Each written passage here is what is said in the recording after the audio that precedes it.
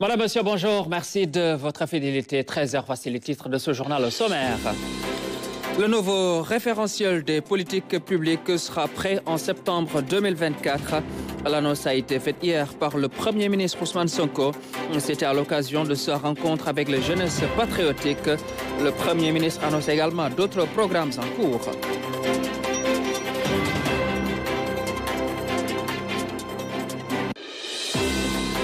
Évaluation du système éducatif par le ministre de l'Éducation nationale sur le paquet qui met l'accent sur la qualité.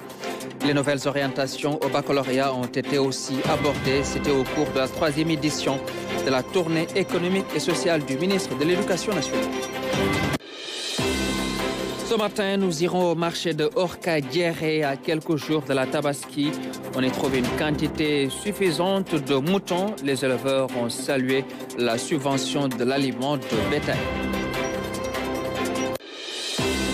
L'agriculture bio, c'est sa passion, la passion de Moustapha Mbow qui exploite 14 hectares dans son village qui se trouve dans la commune de Kermadjabel. Nous avons été à sa rencontre.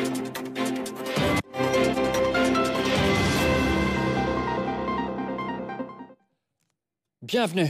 Le nouveau référentiel unique des politiques publiques au Sénégal sera prêt en septembre 2024.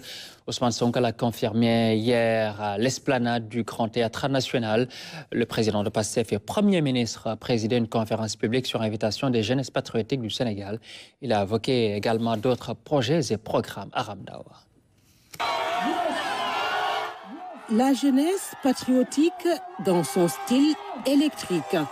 Des jeunes qui ont eu ce dimanche un rendez-vous public et populaire avec leurs leaders pour mettre en relief leur contribution dans le projet.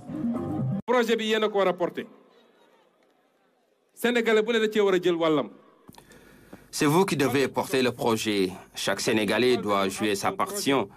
Je veux vous rendre de ce que nous sommes en train de faire. Le projet dit ceci. Un Sénégal prospère, souverain et juste. Et c'est ce projet que vous avez plébiscité qui a porté le président Bassirou Diomaye Diakhar Faye au pouvoir avec un score inédit de 54%. Nous avons trouvé ici le PSE.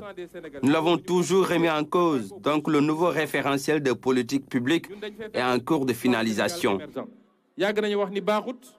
Le PSE a été réalisé par un cabinet dénommé McKinsey qui a été payé à hauteur de 3 milliards. Ça leur a pris 2 ans. Nous, on a été élus en 2024. Et en septembre 2024, on aura tout fini. Et c'est un projet qui sera entièrement réalisé par des Sénégalais. Le leader de PASTEF, non moins Premier ministre du Sénégal, liste les actions, un référentiel unique en finalisation, une vision Sénégal 2050 pour le long terme, un plan d'action du gouvernement. Ce plan d'action permettra à l'ensemble des ministres d'avoir une claire vision de là où nous allons jour après jour, semaine après semaine. Le président de la République donnera les orientations de ce plan d'action gouvernemental et je le conduirai en ma qualité de chef du gouvernement, n'en déplaise à certains. Nous instaurons à ces programmes les politiques sectorielles, filières pour revaloriser l'agriculture, la pêche, l'industrie, la pétrochimie, etc. Il nous faut cela pour développer une chaîne de valeur complète, gage du développement. Donc, nous savons où nous allons et nous allons y arriver.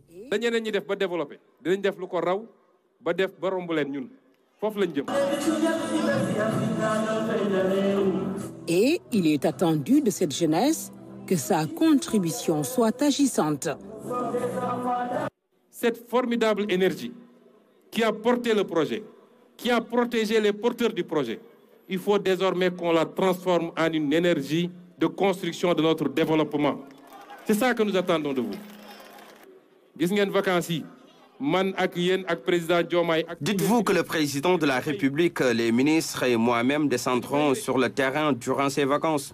Nous irons cultiver dans les champs, nous irons reboiser, faire des descentes dans les écoles, construire des salles de classe et des toilettes aussi. Nous aurons de belles actions citoyennes durant les vacances. Le pacte est ainsi signé un dimanche après-midi à l'esplanade du Grand Théâtre, 2 mois après l'arrivée au pouvoir des leaders de Pastef les Patriotes.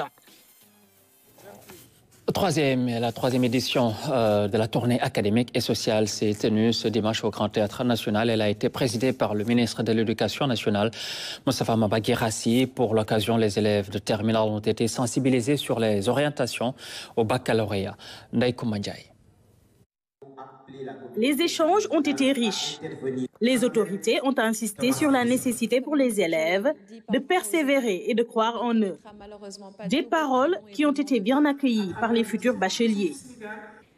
Le succès que vous attendez, que vous recherchez, ne peut être porté que par un socle de valeurs composé de générosité, d'endurance, de constance, de persévérance, mais aussi un socle de valeurs composé surtout de votre capacité et porté par votre capacité à vous souvenir. Le rappel est important et Dieu le dit très souvent. Le rappel bénéficie très souvent à l'être humain. Quand vous vous levez le matin, que vous quittez chez vous pour venir à l'école, que vous vous dites que je suis dans une mission de construire mon pays. Matin, midi, soir, mettez le Sénégal au début et à la fin de chaque chose que vous entreprendrez. Ce que nous sommes en train de faire depuis ce matin, c'est de la philosophie. Parce que c'est une expression de générosité. La philosophie aussi, c'est la générosité. C'est le partage. Quand on parle de débat, de discussion, d'accompagnement, quand on parle de quête collective du savoir, c'est que derrière, il y a la générosité. Une séance de reprogrammation mentale, un atelier d'orientation sur les métiers post-bac, une synthèse philosophique étaient au menu de l'événement. Une manière de célébrer l'excellence académique et d'inspirer la jeunesse sénégalaise. La synthèse de philosophie, la philosophie en tant que telle d'ailleurs, est une discipline, est une manière qui fait peur, qui suscite énormément de controverses et de peur dans la conscience des élèves. Raison pour laquelle à chaque fois que nous organisons une activité, que ce soit à Dakar ou dans les régions, nous arrivons avec nos encadreurs pour permettre aux élèves, n'est-ce pas, de pouvoir revenir dans les aspects les plus techniques et les plus prospectifs de la philosophie, avoir une nouvelle appréhension, avoir la présence de nouveaux formateurs, leur permettant, la seule finalité, c'est de comprendre la discipline convenablement et de réussir au bac. Nous organisons des ateliers sur les spécialisations. C'est quoi la comptabilité, c'est quoi le marketing, c'est quoi un ingénieur agronome, etc., etc., pour permettre à l'élève aujourd'hui de pouvoir avoir une idée de ce qui se passe, de ce qui l'attend une fois après l'obtention du baccalauréat. Et je pense que c'est des exercices très bénéfiques que les élèves apprécient à sa juste valeur. Une grande mobilisation a été notée chez les élèves. Cette tournée académique et sociale leur permet ainsi de répondre aux nombreuses questions qu'ils se posent concernant leur avenir. Recentrer tous les projets et programmes des secteurs de l'éducation, de la formation et de l'enseignement supérieur, c'est le souhait du ministre de l'Éducation nationale. Annonce faite à la clôture des travaux de la 11e revue annuelle du paquet. Massamba Diagne. 11e revue sectorielle de l'éducation et de la formation.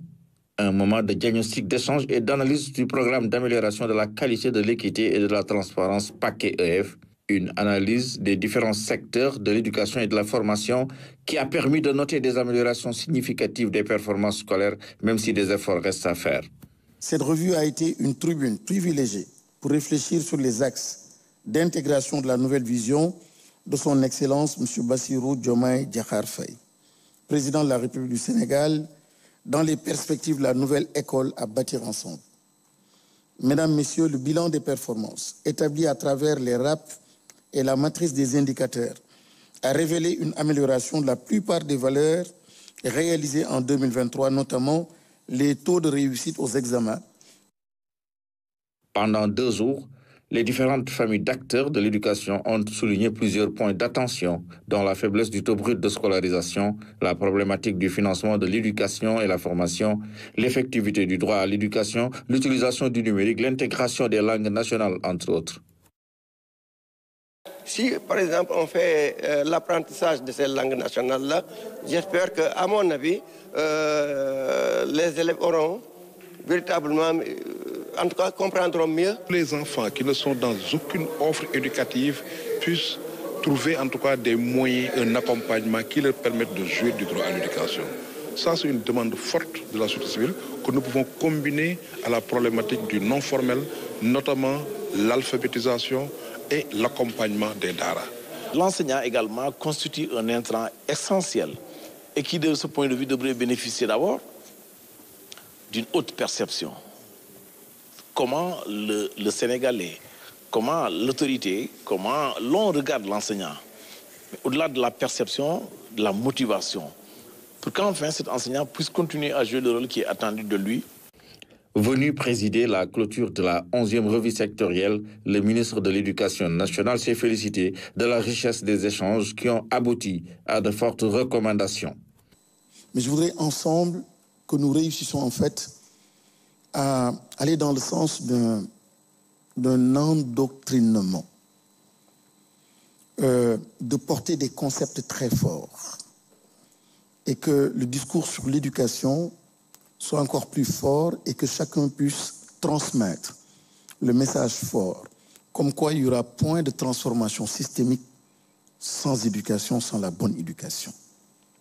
Cette fois-ci, cette revue, je souhaite qu'elle soit une revue à impact, mais pas une revue pour des livrables. Le ministre de l'Éducation nationale a invité les parties prenantes à renforcer la synergie autour de l'éducation et la formation pour accompagner la transformation du système éducatif vers une société éducative. Le forum REPATS se prolonge à l'Institut des sciences et techniques de la communication d'Abidjan en marge de cette rencontre de la diaspora pour un retour à la mère patrie. Journalistes professionnels venus de 4 pays, dont le Sénégal, et des jeunes étudiants en journalisme ont animé un panel pour échanger sur la profession. Envoyé spécial à Abidjan, Pape Sididia et Abibou Mbaye. Dans la plus grande école de journalisme de Côte d'Ivoire, ISTC, rendez-vous était donné en marge du forum REPATS pour mettre en face les étudiants avec 4 professionnels venus des États-Unis, du Sénégal, de la France et de la Chine. Chacun de livrer sa petite et modeste expérience journalistique marquée par des hauts et des bas. Une longue séance de questions-réponses au cours de laquelle les étudiants de l'Institut des sciences et techniques de la communication ont mis à profit pour interpeller sur la carrière de chacun en période de paix et de guerre, devant des situations où la liberté et la responsabilité doivent guider la démarche journalistique très appréciée. Being here and covering this event, and I really love talking to students. Je suis vraiment heureuse d'être ici et de découvrir cet événement, de discuter avec les étudiants qui veulent poursuivre leur carrière dans le journalisme. Il est vraiment important d'échanger avec ces jeunes étudiants et de partager les expériences sur le continent, mais aussi au-delà du continent africain. Notre histoire a été racontée par d'autres. J'aimerais que la jeune génération puisse raconter sa propre histoire. Je suis heureuse d'être là et j'apprécie cette initiative. C'est aussi un moment de partage de plusieurs années d'exercice de la profession. C'est partager une expérience, un parcours. Et moi, j'aime faire ça avec les étudiants, j'aime faire ça avec les jeunes, parce que j'ai été dans leur situation il y a déjà quelques décennies. Et j'ai pas forcément eu l'occasion d'avoir ce type de rencontre avec des professionnels qui ont déjà un parcours derrière eux. Et moi, j'aime bien les écouter, j'aime bien comprendre aussi quelles sont leurs préoccupations. Quand on a reçu, il faut savoir donner. Et j'aime beaucoup revenir vers les jeunes pour leur dire ce que j'ai appris, ce que je peux partager avec eux. Un partage fort apprécié par les étudiants de l'ISTC d'Abidjan. C'est une très belle expérience d'échanger avec ces gens-là qui viennent nous partager l'expérience d'autres pays. Parce qu'ici, c'est vrai qu'on apprend les règles du métier, mais là, on a une expérience palpable, une expérience pragmatique du métier, qu'est-ce qui se fait ailleurs, et on sort vraiment enrichi de cette séance-là. Cette expérience de journaliste professionnel avec des étudiants débordants d'ambition et prêts à s'engager dans une nouvelle carrière est une opportunité qui entre en droite ligne du forum REPATS qui en est à sa 2e édition. Sport football éliminatoire de la Coupe du Monde 2026, 4e journée, le Sénégal s'est imposé dimanche en but à 0 face à la Mauritanie à Nouakchott. Les Lions se sont rachetés avec cette victoire en empochant 3 points. Nous suivons le résumé avec Fatoumata Savané. Une victoire, 1 but à 0 devant la Mauritanie. Une victoire qui remet le Sénégal sur orbite dans ce groupe B des éliminatoires de la Coupe du Monde 2026. Les Lions s'imposent et remportent le derby sous-régional sur la plus petite des marques face au Mourabitoun. Un but de Habib Diallo sur une passe lumineuse réalisée par Pape Matar Sarr à la 27e minute. Habib Diallo qui permet aux Sénégalais de mener par 1-0 dans ce match. Les Lions font l'opération rachat après le nul à Dakar face à la RDC. Un match pourtant bien démarré par les Mourabitoun. Ils ont eu les meilleures occasions en début de rencontre.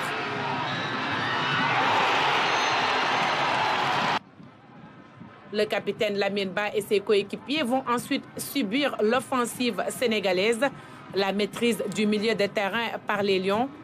La bande à Idrissa Gana Gueye se montre plus percutant et plus audacieux et réussit à percer la défense mauritanienne. Avec cette passe venue de la partie gauche du terrain par Pape Matar Sarr, Habib Diallo de la tête surprend Babacar Niasse. Avec un Edouard Mendy des grands jours, les Lions ont pu sécuriser leur score dans un stade archi-plein pris d'assaut par les inconditionnels des deux sélections. Mais avec cette troisième défaite et un match nul, les Mourabitoun restent en bas du classement dans ce groupe B. La presse Aliou Cissé salue la victoire de son groupe. Selon lui, les Lions ont été venus à Nouakchott pour gagner ce match. Et de son côté, Amir Abdou, coach des Mourabitoun, il regrette les nombreuses occasions qui ont été ratées. Nous les écoutons. Nous rendons grâce à Dieu. Alhamdulillah Rabbil Alamin. C'était important de venir gagner aujourd'hui ici. On était venu avec l'intime conviction de pouvoir gagner et emporter les 3 points, comme vous le dites, et se relancer dans ce mini-championnat. C'est fait. Je veux vraiment féliciter tout l'ensemble des joueurs, le staff, tous les gens qui ont travaillé pour que cette victoire se réalise. Nous sommes très contents. Ça a été un match de fin de saison. Les matchs de fin de saison, c'est très compliqué.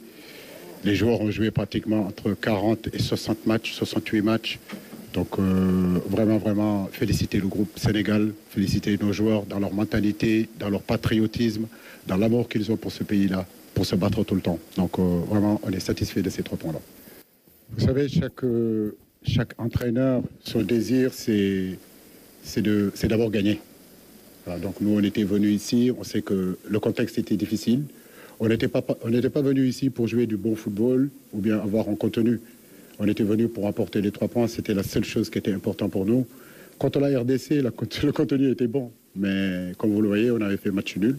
Aujourd'hui, je ne dirais pas que le contenu n'a pas été bon, mais en face de nous, il y avait aussi une équipe qui venait de sortir d'une défaite, qui joue devant son public, qui nous a causé effectivement beaucoup de problèmes. C'est une place difficile ici. Hein. Donc j'espère que la détermination qu'ils ont mis dedans, l'envie qu'ils ont mis contre nous, ils le mettront face à toutes les autres équipes.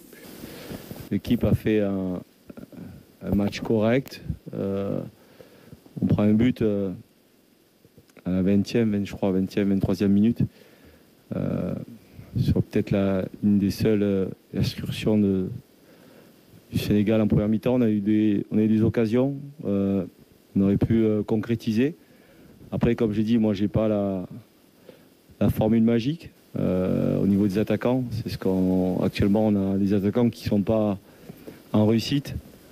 Nous, vous savoir, on a que 8 jours quand on les récupère, les joueurs. On essaie de récupérer les meilleurs éléments possibles. Voilà, actuellement, on n'est pas en réussite. C'est à nous de continuer à y croire, à travailler. Actuellement, comme je l'ai expliqué la dernière fois, on est en train de... Le vent n'est pas avec nous en ce moment. On est en train de manger un petit peu notre pain noir. Voilà, j'espère que ça va se stopper là parce que les qualifications de la CAN vont arriver au mois de septembre. Et il va falloir être présent et aller se battre pour aller chercher une qualification pour la CAN au Maroc. Voilà, et puis nous en venons aux régions et c'est juste après ceci.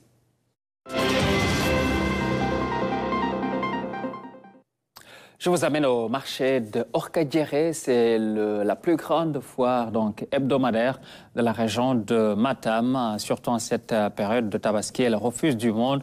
Acheteurs, éleveurs, tous y convergent des moutons. Il y en a en quantité suffisante. C'est avec Ibrahima Pabidje du RT5 Matam. Le marché de Orkadiéré, à 90 km de la commune de Matam. À l'intérieur, des petits ruminants toutes races confondues ornent le décor. Le marché est bien approvisionné. Ici, c'est le grand lieu de rencontre. Chaque personne y trouve son compte. Il y a beaucoup de moutons, comme vous pouvez le constater. Mais les prix diffèrent en fonction de la race et de la taille des sujets.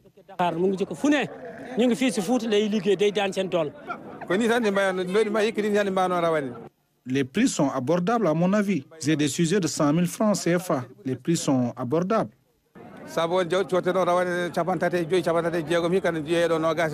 Toutefois, certains jugent les prix trop chers. Il y a les moutons, il y a trop de moutons, mais les moutons sont chers. Je ne sais pas pourquoi. Souvent, je trouve ça ici à 80 000, je vends ça à 90 000, mais aujourd'hui, là, le mouton de 80 000, ça coûte à 100 000, à 100 et quelques mille. Le mouton de 100 000, ça coûte à 150 000. Je ne sais pas pourquoi. Pour acheter des moutons, pour amener là-bas à Dakar pour vendre. Ah, c'est cher aujourd'hui, c'est pas facile, hein? C'est pas comme la fois passée. Au marché de Orkadiéré, il n'y a pas que des hommes. Certaines, comme cette femme, se sont aussi transformées en vendeuses. Cette dame, quant à elle, est venue chercher de quoi amener chez elle. Les prix sont un petit peu abordables par rapport à Kaffrine, là où j'achetais mes moutons. Ici, c'est un peu moins cher. Je l'ai acheté à 110 000, le mouton, mais vraiment, c'est abordable. Côté sanitaire, le départemental de l'élevage rassure. C'est des animaux du département la plupart du temps, et ces animaux ont eu à subir différentes formes de vaccination durant pratiquement toute l'année.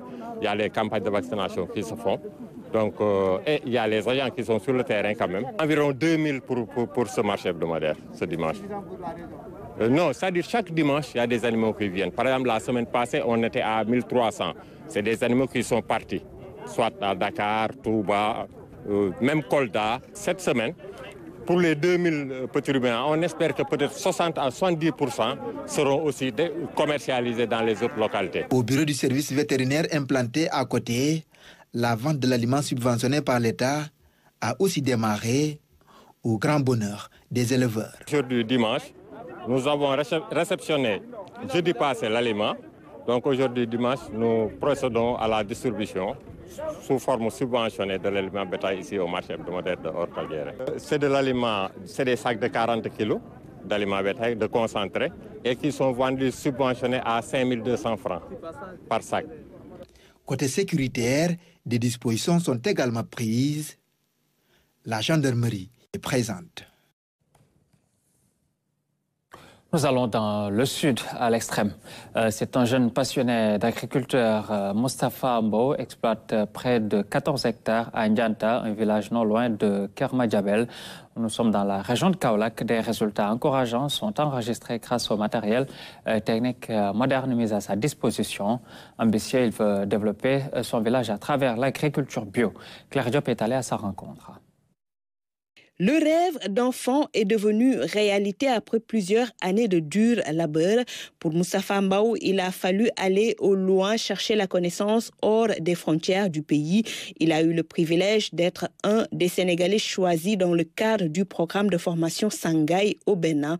La démarche propose un modèle spécifique de développement économique basé sur l'agriculture moderne avec un système de production intégré et durable.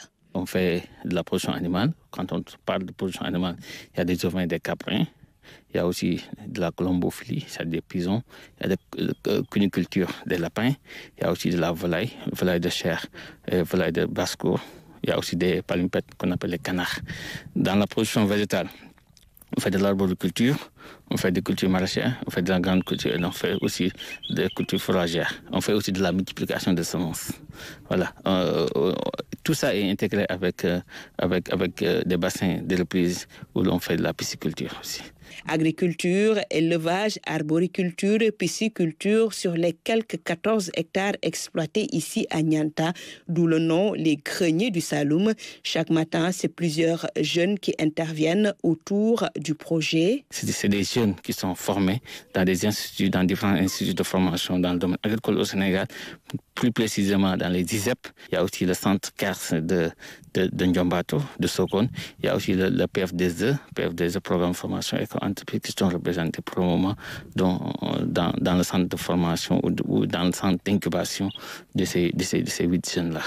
Les greniers du Saloum, c'est le respect de l'environnement et des pratiques endogènes intégrant tous les maillons de la production. La production animale donne la production végétale, tout ce qui est fertilisant, et la production végétale donne tout ce qui est aliment, tout ce qui est fourrage, la production animale. La pisciculture avec l'agriculture, la pisciculture donne tous ces débris-là, tous ces débris d'eau fertilisée à l'agriculture, et en même temps l'agriculture finance la pisciculture en achetant d'intrants et des alavins qui ne sont pas produits. Il y a aussi une particularité qui fait que nous on n'utilise pas des énergies fossiles. Tout est énergie renouvelable ici. Et tout ce qu'on utilise aussi, ce n'est pas des engrais chimiques. Vous avez vu, il y a plus de 4 tonnes d'engrais organiques qui sont stockés là-bas. Autre particularité des greniers du Saloum, l'installation de cette mini-forêt utile au cœur de Nianta. C'est une forêt utile, une forêt avec des arbres fruitiers. Voilà, donc tout ce dont on a besoin, on peut le chercher. Voilà, ici, l'environnement aussi est très calme. Voilà, ça ne fait pas aussi chaud comme dehors.